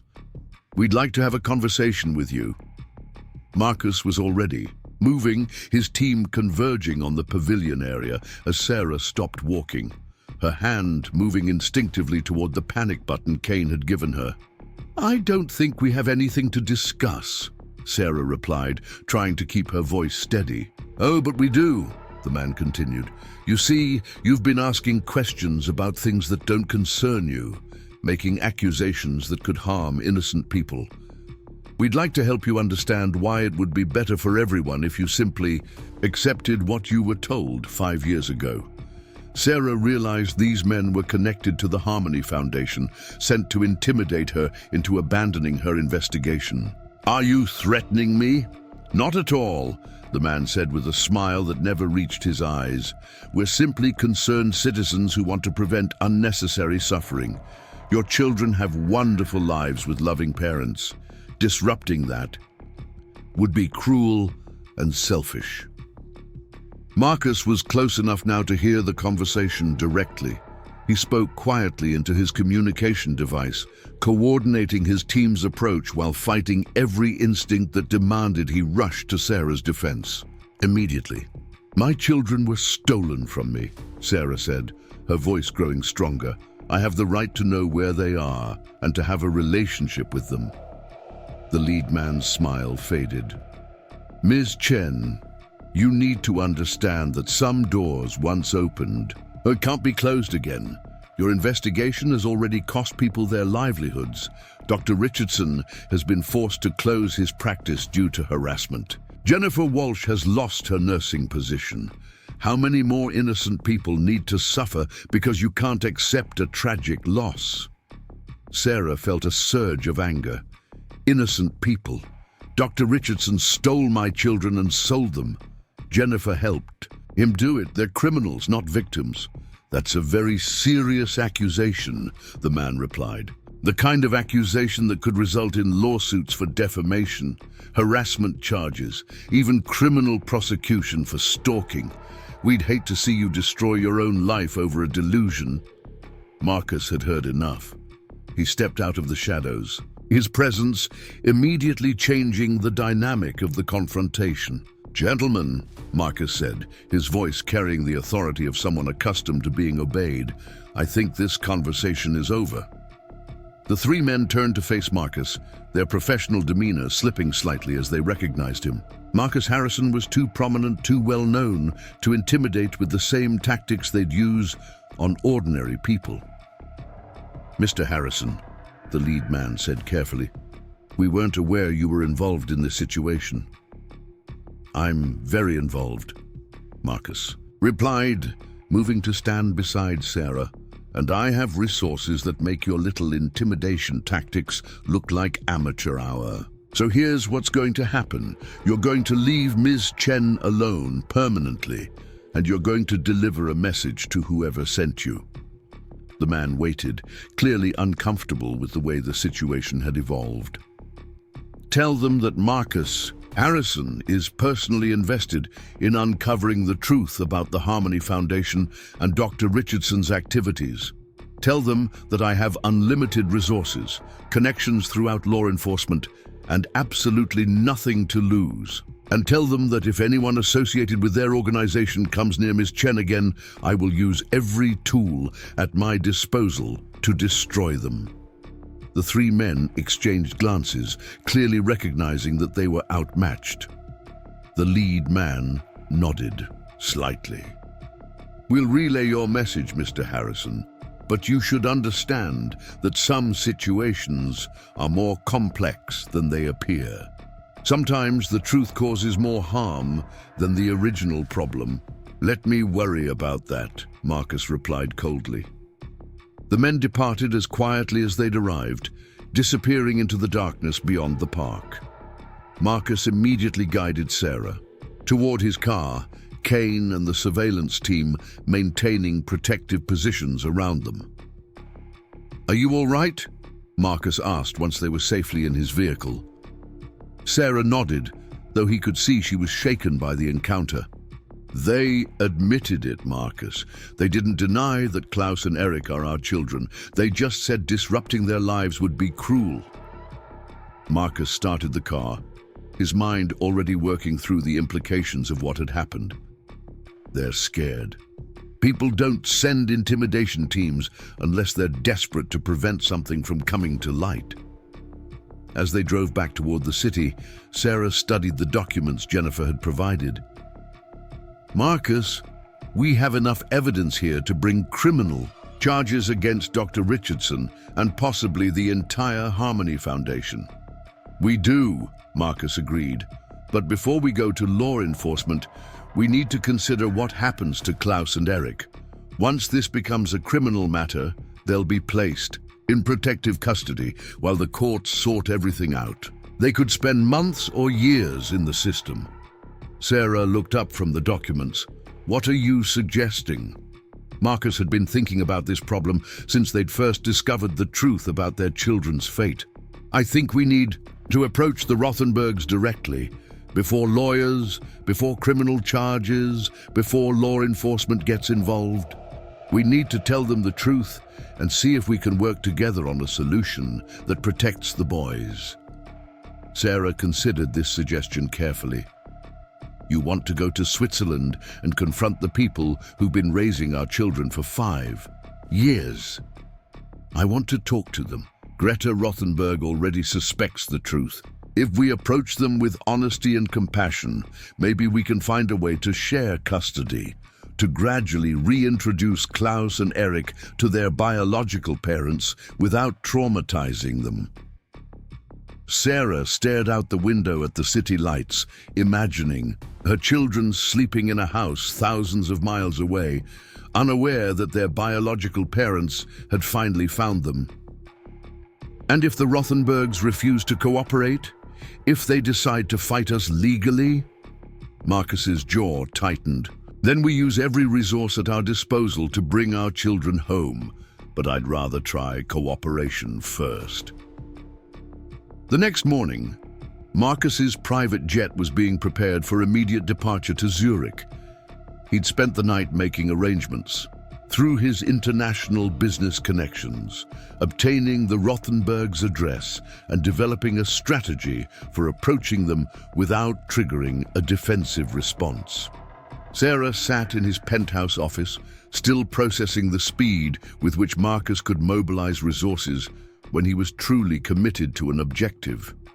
Within 12 hours of their confrontation at the park, he'd arranged international travel, legal consultation, and preliminary contact with Swiss authorities. "Are you ready for this?" Marcus asked as they prepared to leave for the airport. Sarah looked at the photographs of Klaus and Eric that she'd been carrying for 5 years, then at the recent pictures Jennifer had shown her. Her children had grown from infants into young boys, while she'd mourned them as dead. "I've been ready for 5 years," she said simply. The flight to Switzerland gave them 8 hours to prepare for what might be the most important conversation of their lives. Marcus had arranged for a family counselor specializing in international custody disputes to meet them in Zurich, along with a legal team familiar with Swiss adoption law. But as their plane crossed the Atlantic, both Marcus and Sarah knew that all the professional preparation in the world couldn't ready them for the emotional reality of seeing their children for the first time since birth. The Rosenberg house sat on a hillside overlooking Lake Zurich, surrounded by carefully maintained gardens and the kind of Swiss precision that suggested both wealth and attention to detail. Marcus and Sarah stood at the front gate watching through decorative iron bars as 2 young boys played in the backyard with a large golden retriever. Klaus and Eric Rothenberg, born David and Daniel Harrison Chen, were everything their biological parents had hoped for and feared to see. Healthy, happy, obviously loved and well cared for, speaking German as they chased their dog through flower beds that showed the care of professional landscaping. "They're perfect," Sarah whispered, tears streaming down her face as she watched. Her children for the first time in 5 years, Marcus felt his own emotions threatening to overwhelm him. The boys looked like a perfect blend of his and Sarah's features, with his eyes and her smile, his height and her graceful movements. They were strangers, but they were unmistakably his sons. Greta Rothenberg appeared in the backyard, calling to the boys in German before switching to accented English. "Klaus, Eric, time for lunch. Wash your hands and come inside." Marcus pressed the intercom button at the gate. "Mrs. Rothenberg, my name is Marcus Harrison. I'd like to speak with you about Klaus and Eric." The silence that followed was long, enough that Marcus wondered if Greta had heard him. Then her voice came through the speaker, careful and controlled. "What about them?" "I think you know what about them," Marcus replied gently. My companion and I have traveled a very long way to have this conversation. We're not here to cause trouble or to hurt anyone. We just want to talk. Another long pause. Then the gate clicked open. Greta Rothenberg met them at the front door, and Marcus could see the fear and defiance in her eyes. She was an attractive woman in her early 40s, with blonde hair and the kind of refined bearing that suggested both education and breeding. But underneath her composed exterior, Marcus could see the desperation of a mother protecting her children. "You're their biological parents," she said without preamble. "You've come to take them away." Sarah stepped forward, her voice gentle but firm. "We've come to learn about our children and to find a solution that protects them. We know you love them, Mrs. Rothenberg. We can see how well you've cared for them." Greta's composure cracked slightly. "They are our children. Heinrich and I have raised them from infancy. They know no other parents." Marcus nodded understandingly. "We're not disputing that you've been wonderful parents to them. But Mrs. Rothenberg, do you know how Klaus and Eric came to be available for adoption?" Greta's silence was answer enough. "May we come inside?" Sarah asked. "This conversation is too important to have on your doorstep." Greta led them into an elegant living room decorated with family photos that showed Klaus and Eric's progression. From infants to the 5-year-olds they'd become. Marcus could see his children's entire lives displayed on Greta's mantelpiece, 5 years of birthdays and holidays and milestones that he'd missed. "Where is your husband?" Marcus asked. "Heinrich is at work. He doesn't know you're here, and I'd prefer to keep it that way until I understand what you want." Sarah pulled out the documents Jennifer had provided, spreading them carefully on Greta's coffee table. "We want you to know the truth about how Klaus and Eric became available for adoption." Greta studied the medical records, the correspondence between Dr. Richardson and the Harmony Foundation, the financial records showing payments for stolen children. As she read, her face grew increasingly pale. "This says they weren't orphans," she whispered. "This says their parents were told they died at birth." Marcus leaned forward. "Mrs. Rothenberg, Klaus and Eric were stolen from us. We spent 5 years believing they were dead while they were growing up here with you." Greta looked up from the documents, tears in her eyes. "Heinrich doesn't know. He believed everything the Foundation told us about their mother dying in childbirth. But I suspected." She trailed off, unable to finish the sentence. "You suspected what?" Sarah prompted gently. "They were too healthy, too perfect. Babies who lose their mothers during birth usually have complications, medical issues. But Klaus and Eric were flawless. And sometimes, when they were very young, they would respond to names that weren't Klaus and Eric." Sarah felt her heart clench. They remembered their real names. For a while, they would turn when I said David or Daniel, even though we'd never used those names. I convinced myself it was coincidence, but... Greta wiped tears from her eyes. "I knew something wasn't right about their adoption." Marcus studied Greta's face, seeing genuine anguish there. "Why didn't you investigate further?" "Because I was terrified of what I might find. Because Heinrich and I had tried for 15 years to have children. Because Klaus and Eric needed parents and we needed them." Greta's voice broke. "Because I loved them too much to risk losing them." The room fell silent as the 3 adults contemplated the impossible situation they faced. 2 sets of parents who loved the same children, children who'd been raised by one family, while their biological parents grieved them as dead. "Mrs. Rothenberg," Sarah said carefully, "we're not here to destroy your family. We're here because we love Klaus and Eric too, and we want what's best for them." Greta looked up hopefully. "What are you suggesting?" Marcus had been formulating this proposal during their flight to Switzerland. "We're suggesting that we find a way to share them, custody arrangements that allow Klaus and Eric to maintain their relationship with you and Heinrich, while also developing relationships with Sarah and me. Heinrich will never agree to that, Greta said immediately. He believes Klaus and Eric are legally our children. He'll fight any attempt to change that. Sarah leaned forward. Then we need to convince him that cooperation is better for everyone than a legal battle that could traumatize the boys and destroy both families. Greta was quiet for a long moment, processing the implications of what they were suggesting. You would be willing to share custody? You wouldn't try to take them away completely? Mrs. Rothenberg, Marcus said, Klaus and Eric have spent 5 years building their lives here. They speak German, they go to Swiss schools, they love you and your husband. We would never want to destroy that, but they're also our biological children, and we've missed 5 years of their lives. We want the chance to be part of their future. Greta stood up and walked to the window overlooking the backyard where Klaus and Eric were still playing with their dog. What would you propose? Specifically? Marcus and Sarah exchanged glances. They'd discussed this possibility during their flight, but hearing it spoken aloud made it feel both more real and more complex. Gradual introduction, Sarah said. Maybe we could start as family friends, people Klaus and Eric could get to know, without the pressure of learning about biological relationships immediately. Extended visits, Marcus added. Perhaps Klaus and Eric could spend time with us in the United States, learning about their American heritage while maintaining their Swiss home base.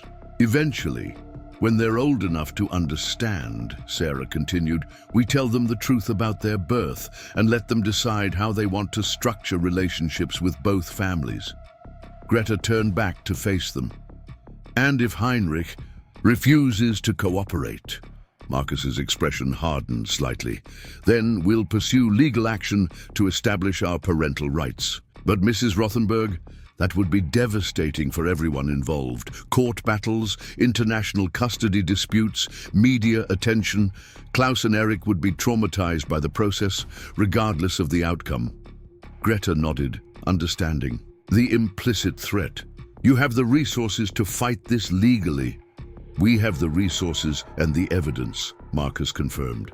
But we'd much rather find a solution that protects Klaus and Eric from the trauma of legal proceedings.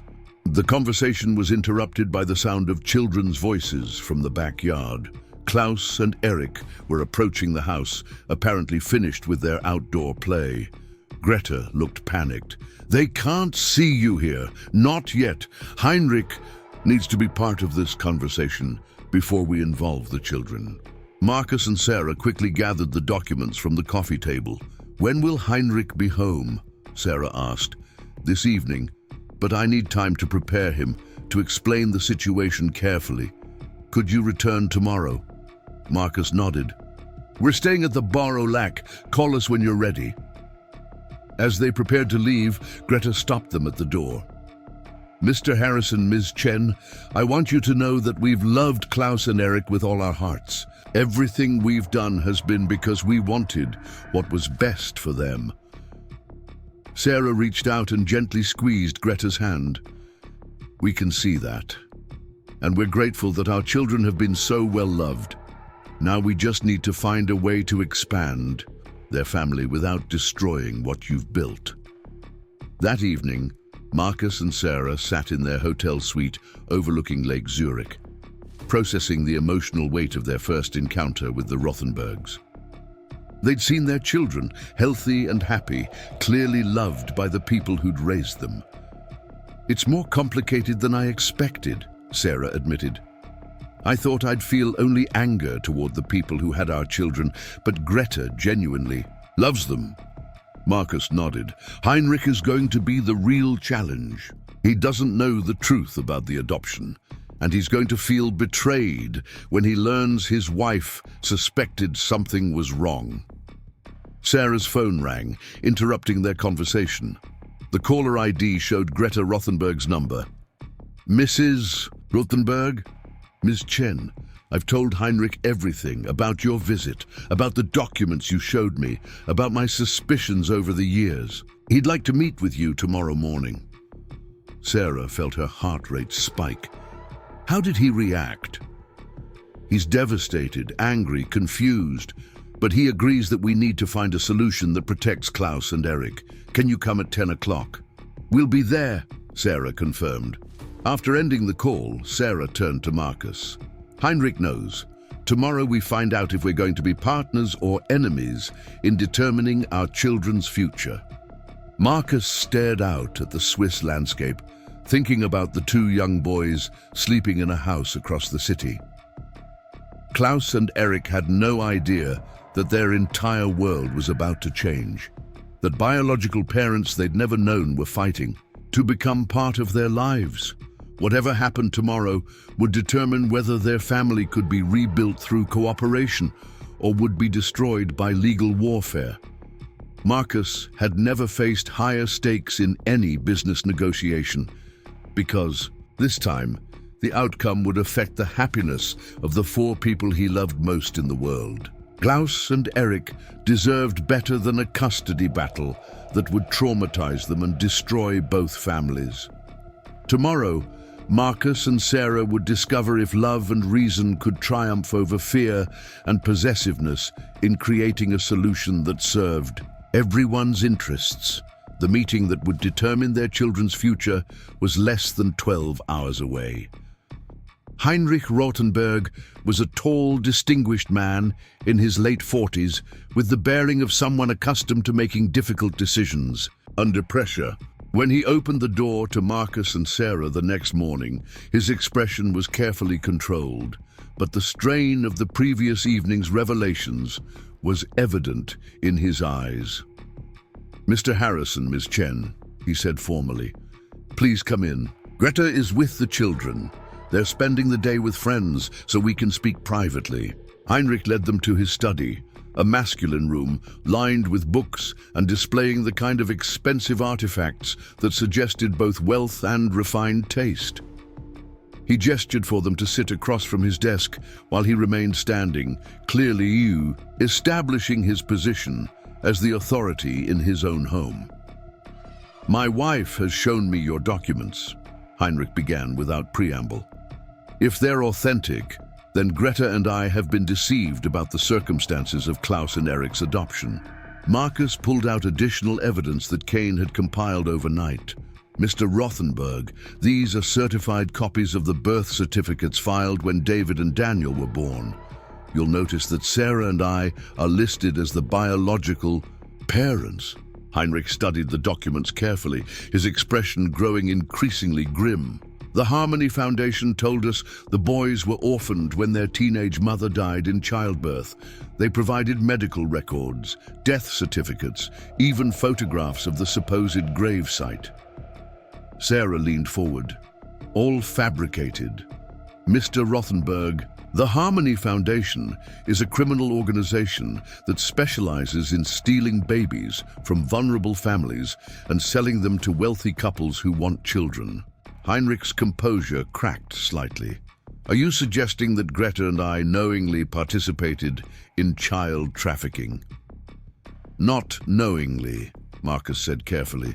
"You were victims too, deceived into believing you were helping orphaned children when you were actually purchasing stolen babies." Heinrich sat down heavily in his chair, the weight of this revelation clearly overwhelming him. "The adoption cost us nearly $2 million. We were told the high fee was necessary to cover medical expenses, legal costs, and charitable donations to help other orphaned children." Sarah felt a mixture of anger and sympathy. "You paid $2 million for our children while we were told they were dead." "If what you're saying is true," Heinrich said slowly, "then our entire family has been built on a lie. Klaus and Eric aren't legally our children." Marcus could see the devastation in Heinrich's face as he processed the implications. "Mr. Rothenberg, regardless of the circumstances that brought Klaus and Eric into your lives, you've been wonderful. Parents to them. We can see how much you love them and how well they've been cared for." "But you want them back," Heinrich said, his voice flat with resignation. Sarah chose her words carefully.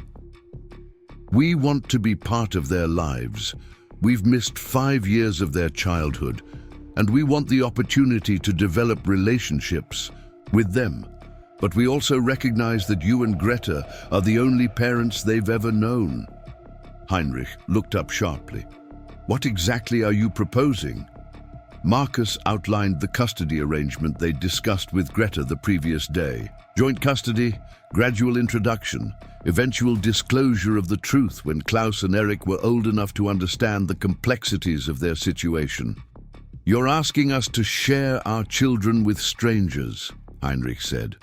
We're asking you to share our children with their biological parents, Sarah corrected gently. Mr. Rothenberg, Klaus and Eric have the right to know where they came from, to understand their heritage, to have relationships with their birth family. Heinrich was quiet for a long moment, processing this request. And if we refuse, if we decide to fight this legally, Marcus's expression hardened, then we'll pursue every legal option available to establish our parental rights. We have irrefutable evidence that Klaus and Eric were stolen from us, and we have unlimited resources to fight for them. But that would destroy their lives, Heinrich protested. Legal battles, media attention, being torn between families. They're innocent children who deserve stability, not chaos. Exactly, Sarah said, which is why we're hoping you'll work with us to create a solution that protects them while acknowledging the reality of their parentage. Heinrich stood up and walked to the window, staring out at the garden where Klaus and Eric had played the day before. They call this place home. They speak German better than English. Their friends are here, their school, their entire lives. Dear, we're not asking you to uproot them, Marcus said. We're asking you to expand their world to include us. Heinrich turned back to face them. What would this look like practically? How would custody arrangements work across international borders? Sarah had prepared for this question.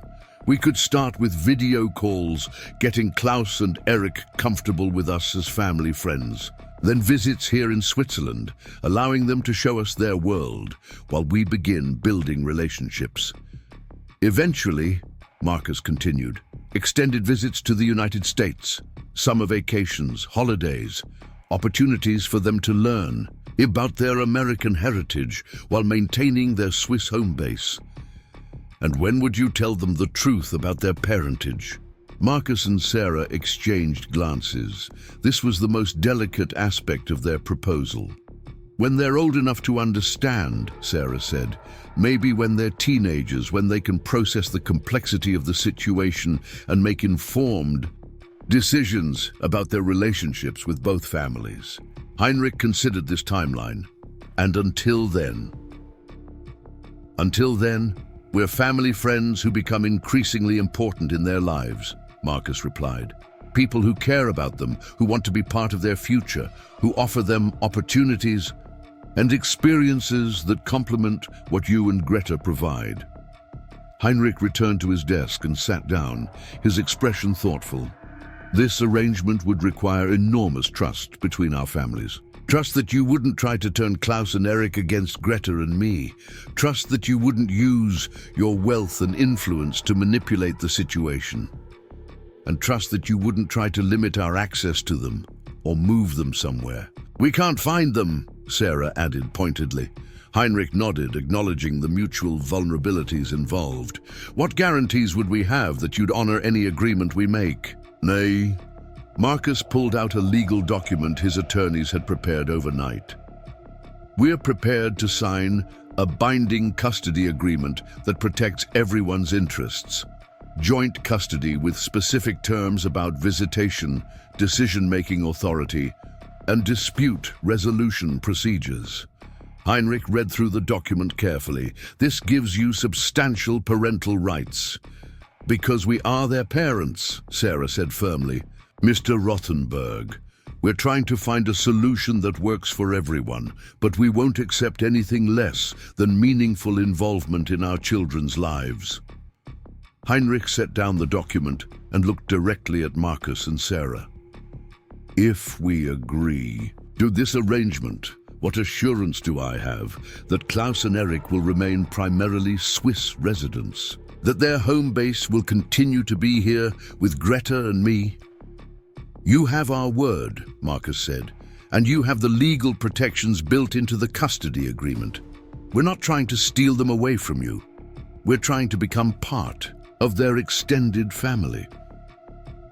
Heinrich was quiet for several minutes, weighing the implications of their proposal against the alternatives. Finally, he spoke. I need to discuss this with Greta, and we need to consult with our own attorneys before signing any legal agreements, but he paused, seeming to struggle with the words. I think your proposal might be in Klaus and Eric's best interests. Sarah felt a surge of hope. Does that mean you're willing to work with us? It means I'm willing to try, Heinrich said, carefully. But there will be conditions. Gradual introduction, as you suggested, no disruption of their current routines or relationships, and absolute honesty between all the adults involved. Marcus nodded. Agreed. When can we meet Klaus and Eric? Heinrich considered this question. Give us a week to prepare them. We'll introduce you as friends from America who are visiting Switzerland. Once they're comfortable with you, we can begin building deeper relationships. Sarah felt tears of relief and gratitude streaming down her face. Thank you, Mr. Rothenberg. You don't know what this means to us. Heinrich's expression softened slightly. I think I do. Despite the circumstances that brought Klaus and Eric into our lives, I can understand what it would feel like to discover that your children were alive after believing them dead for 5 years. As Marcus and Sarah prepared to leave, Heinrich made one final statement that surprised them both. Mr. Harrison, Ms. Chen, I want you to know that if our positions were reversed, if someone had stolen Klaus and Eric from Greta and me, I would move heaven and earth to get them back. I respect your restraint in approaching this situation through negotiation rather than force. Marcus met Heinrich's gaze. Our children have been fortunate to have parents like you and Greta. Our goal is to add to their happiness, not to diminish what you've given them. A week later, Marcus and Sarah returned to the Rothenberg house for their first meeting with Klaus and Eric. The boys stood shyly behind Greta, curious about the American visitors their parents had mentioned. Klaus, Eric, Greta said gently, these are our friends from America, Mr. Marcus and Ms. Sarah. Klaus, slightly taller and more outgoing, stepped forward first. Hello, he said in accented English. Do you live near Disneyland? Sarah laughed, tears threatening at hearing her son's voice for the first time. Not too close, but we could visit there together someday. Eric remained more reserved, studying Marcus with intelligent eyes that were unmistakably familiar. You have blue eyes like us, he observed. Marcus knelt to Eric's level. Yes, I do. That's an interesting observation. Over the following months, Marcus and Sarah became regular visitors to Switzerland, building genuine relationships with their children while respecting the Rothenbergs' primary role. The boys began spending summers in America, gradually learning about their heritage while maintaining their Swiss home. 2 years later, when Klaus and Eric were 7, they learned the truth about their parentage. The revelation was difficult but manageable, supported by the loving foundation all 4 parents had built together. Up next, you've got 2 more standout stories right on your screen. If this one hit the mark, you won't want to pass these up. Just click and check them out.